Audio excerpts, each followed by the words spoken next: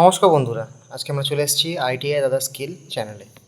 আর আজকে এই ভিডিওটা স্পেশালি তৈরি করা দরকার ছিল না, তাও তৈরি করা হচ্ছে আজকে এটা শুধুমাত্র তোমাদের জন্য। এই ভিডিওটা হচ্ছে স্পেশালি ফর সেশন টিল 2022। তোমরা এই নোটিশটা দেখতে পাচ্ছ, যেটা সেন্ট্রাল গভর্নমেন্টের থ্রু দেওয়া হয়েছে এনসিবিটিতে। তো এখানে বলা হয়েছে যারা যারা তোমরা আইটিআই করেছো টিল 2022 অবধি সেশন অবধি। এবার টিল 2022 থেকে এখানে দেখতে পাচ্ছ সেশন টিল 2022 অবধি, এটা হলো যারা 2022-এ পাস আউট করেছো বা 2023 অবধি পাস আউট, মানে মধ্যে কথা তাদের রেজিস্ট্রেশন 2022-এ সেশন শেষ হওয়ার পরে যদি হয়ে থাকে তাহলে কিন্তু তারা এলিজিবল নয়, তাদের আগে অবধি। যেমন 2021-23-এর ব্যাচ, 22-24 নয় কিন্তু 21-23, তারপরে তোমার এটাই লাস্ট ব্যাচ 21-23 অবধিই হবে। শুরু থেকে যারা যারা আইটিআই করেছে, মানে ধরে রাখো 1980, 1990 সালে যারা যারা আইটিআই করেছে তখন থেকে যত যারা যারা আইটিআই করেছে তাদের প্রোফাইলে যদি কোনো ফল্ট থাকে, প্রোফাইলে যদি কিছু এডিট করা থাকে, এডিট করা বলতে তাদের ডেট অফ বার্থ, তাদের নাম, তাদের বাবার নাম, মায়ের নাম, ফটোগ্রাফ যদি কোনো চেঞ্জ করার থাকে, সেই ক্ষেত্রে এটা কিন্তু একটা নোটিশ দেওয়া হয়েছে যে তোমরা গ্রিভেন্সের থ্রু এটা চেঞ্জ করতে পারো। তো এর যে লাস্ট ডেটটা দেওয়া আছে সেটা দেখো, এখানে লেখা আছে NCVT MIS portal only until 15 September 2025 অবধি কিন্তু। তো এটা কিন্তু আরেকবার বলে দিচ্ছি, 21-23 ব্যাচ অবধি কিন্তু 2021-23-এর ব্যাচ অবধি কিন্তু, তার পরের ব্যাচগুলো কিন্তু এখানে হবে না। এনসিবিটি এমআইএসের থ্রু এখন গ্রিভেন্স হচ্ছে না ফর প্রোফাইল এডিটিংয়ের জন্য। তো এইটা নোটিশ দেওয়া হয়েছে। এবার এখানে 15 তারিখ লেখা আছে, কিন্তু তোমরা চেষ্টা করবে 13 তারিখের মধ্যে কমপ্লিট করে দিতে, কালকের মধ্যে যেন কমপ্লিট করে দিতে গ্রিভেন্সটা, কারণ তারপরের যে প্রসেসটা সেটা কলেজের থ্রু হবে। সেই জন্য তোমরা যেন চেষ্টা করবে যেন কালকের মধ্যেই তোমাদের গ্রিভেন্স, যাদের প্রোফাইলে প্রবলেম আছে, কিছু এডিট করার আছে, তারা যেন কালকের মধ্যে করে নেবে। এবার কীভাবে করবে সেটা দেখে নিই। তোমরা নেটে চাইলে সার্চ করতে পারো গ্রিভেন্স ম্যানুয়াল বলে, তোমরা ম্যানুয়াল ডাইরেক্ট পেয়ে যাবে। এ দেখো আমি ম্যানুয়াল ডাউনলোড করে রেখেছি গ্রিভেন্সের। তো প্রথমে কী করবে, তোমরা চলে আসবে গুগলের মধ্যে সার্চ করবে এনসিবিটি এমআইএস বলে সার্চ করবে। সার্চ করার পরে তোমাদের কাছে এনসিবিটি এমআইএস পোর্টালের যে পোর্টালটা আছে সেটা ওপেন হয়ে যাবে, যে ওয়েবসাইটটা আছে ওপেন হবে। ওখানে চলে যাবে, উপরে দেখো এখানে লেখা আছে কমপ্লেন্ট টুলস বলে। কমপ্লেন্ট টুলসের মধ্যে গ্রিভেন্স বলে একটা অপশান থাকবে, গ্রিভেন্সের মধ্যে গ্রিভেন্স লগ বলে একটা অপশান থাকবে। সেটা যখন তোমরা ক্লিক করবে এই পেজটা ডাইরেক্ট তোমাদের খুলে যাবে, গ্রিভেন্স অথেন্টিকেট বলে। এখানে তোমাদের ট্রেনির নাম, যেটা তোমার যে নেমটা সেই নামটা লিখবে, তোমার রেজিস্ট্রেশন নাম্বার লিখবে। আর রেজিস্ট্রেশন নাম্বার লিখতে গিয়ে ভুল করবে না, শুধু নাম্বারটা লিখে দিয়ে চলে আসবে না, আর দিয়ে শুরু হয় রেজিস্ট্রেশন নাম্বার, ঠিক আছে? তো সেটা যেন করবে। আর গ্রিভেন্স টাইপ, তো গ্রিভেন্স টাইপটা যেটা সিলেক্ট করবে সেটা হচ্ছে প্রোফাইল গ্রিভেন্স, কারণ তোমরা প্রোফাইল এডিটিংয়ের জন্য এটা ব্যবহার করছো কিন্তু। এবার দেখো এখানে যেমন অপশান দেওয়া আছে, দেখো নাম দিয়েছে, রোল নাম্বার দিয়েছে, প্রোফাইল দিয়েছে। তাদের কাছে ওটা নেক্সট করার পরে কিন্তু ওটিপি চলে যাবে। এই ওটিপিটা তাদের ইমেল আইডিতেও যাবে এবং মোবাইল নাম্বারেও যাবে। এবার তারপরে তোমরা কন্টিনিউ করার পরে তোমরা ওটিপিটা কিন্তু দিয়ে দেবে, তোমার যে ওটিপিটা আসবে মোবাইলে সেই ওটিপিটা দেবে, দিয়ে সাবমিট করবে।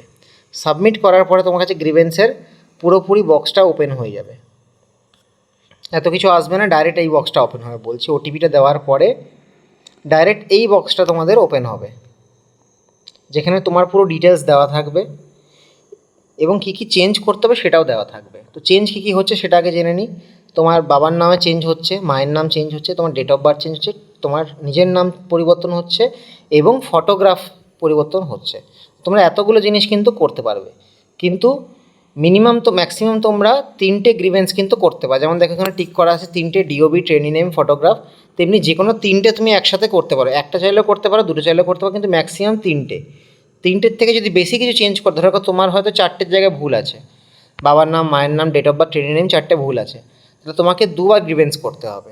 একবার 3টে করে নিলে আর একবার আরেকটা বাকি যেটা থাকলো সেটা করলে। এবার যখন তোমরা গ্রিভেন্সে ক্লিক করবে, এই যে টিকটা ক্লিক করে দিলে তোমাকে নিচে জিজ্ঞেস করবে। আমি একটা এক্সাম্পল নিয়ে বলছি, যেমন তুমি যদি বাবার নামটা টিক করো তাহলে তোমাকে কারেক্টেড বাবার নামটা জিজ্ঞেস করবে, ফাদার্স নেমটা জিজ্ঞেস করবে, তোমরা কারেক্টেড ফাদার নেমস দিয়ে দেবে। তোমার নিজস্ব আধার কার্ড চাইবে, তোমার মার্কশিট চাইবে, মাধ্যমিক বা উচ্চ মাধ্যমিক সার্টিফিকেট হয় সেটা চাইবে, আর আইটিআই সার্টিফিকেট চাইবে। দেন তোমরা লাস্টে সাবমিট গ্রিভেন্সে ক্লিক করে দেবে। দেখতে পাচ্ছ সাবমিট গ্রিভেন্স বলে লেখা আছে, এখানে ক্লিক করে দেবে। তাহলেই তোমার কিন্তু গ্রিভেন্সটা হয়ে যাবে। দেখবে এখানে এরকমভাবে গ্রিভেন্সের একটা ট্রেনে গ্রিভেন্সের নাম্বার আইডি চলে আসবে, আইডি জেনারেট হবে। এই আইডিটা কিন্তু তোমরা সবসময় নোট করে রাখবে, এটা কিন্তু পরে পাওয়া যাবে না, একবারই আসবে, এটা নোট করে নেবে। এটা নোট করে নিলে, কারণ এই সাহায্যে তোমরা পরবর্তী ক্ষেত্রে তোমাদের গ্রিভেন্সের অবস্থা কী সেটা তোমরা চেক করতে পারবে। তো এইটুকু তোমাদের জাস্ট করতে হবে, এইটুকু কাজ তোমাদের কালকের মধ্যে কমপ্লিট করে রাখতে, যারা প্রোফাইলের কোনো রকমের এডিটিং করতে চাও।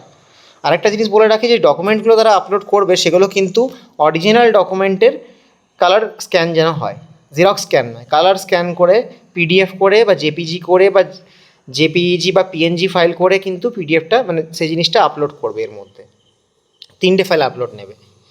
আচ্ছা, আরেকটা জিনিস বলে দিই, সেটা হচ্ছে এবার গ্রিভেন্স আইডি পেয়ে গেলে তোমার এখানে সাইডে কিন্তু স্ট্যাটাসের অপশানটা আছে, তোমরা এখানে ক্লিক করে স্ট্যাটাসটা চেক করতে পারো। কিন্তু যারা ধরে রাখো 1 মাস পর তাদের স্ট্যাটাসটা চেক করবে, কারণ 30 থেকে 45 দিন লাগে একটা গ্রিভেন্স কিন্তু ক্লিয়ার হতে। তো তারা পরবর্তী ক্ষেত্রে যদি চেক করতে চায় তখন কী করবে, সিম্পল পোর্টালে আসবে, পোর্টাল ওপেন করবে, পোর্টাল ওপেন করার পরে কিন্তু গ্রিভেন্সে চলে যাবে। গ্রিভেন্সে গিয়ে এই যে লাস্টে দেখছো গ্রিভেন্সের অপশানটা থাকে পোর্টালের মধ্যে, গ্রিভেন্স চলে যাবে।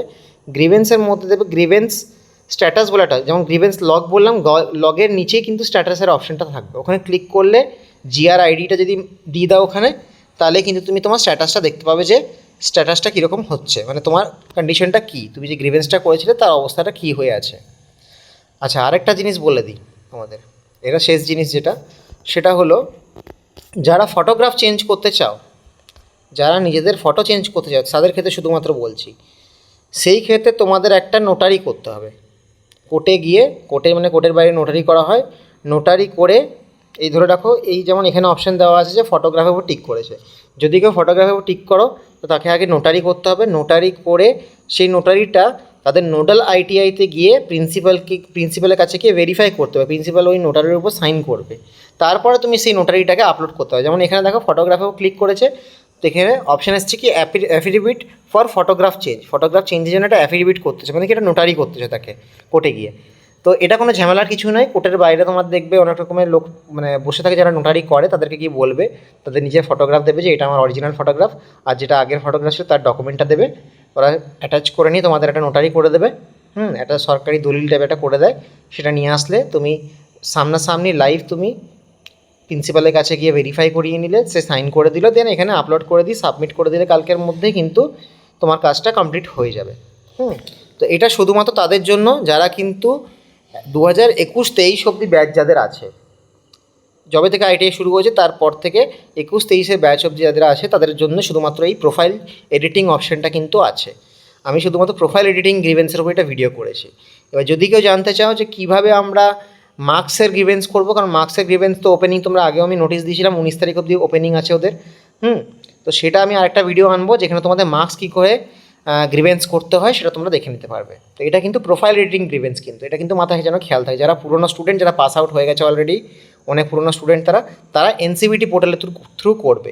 আর যারা নতুন স্টুডেন্ট, যারা মার্কসের জন্য দেখতে চায়, তারা এসআইডিএইচ পোর্টালে কী করবে তার ভিডিওটা আমরা নেক্সট দিন আনবো।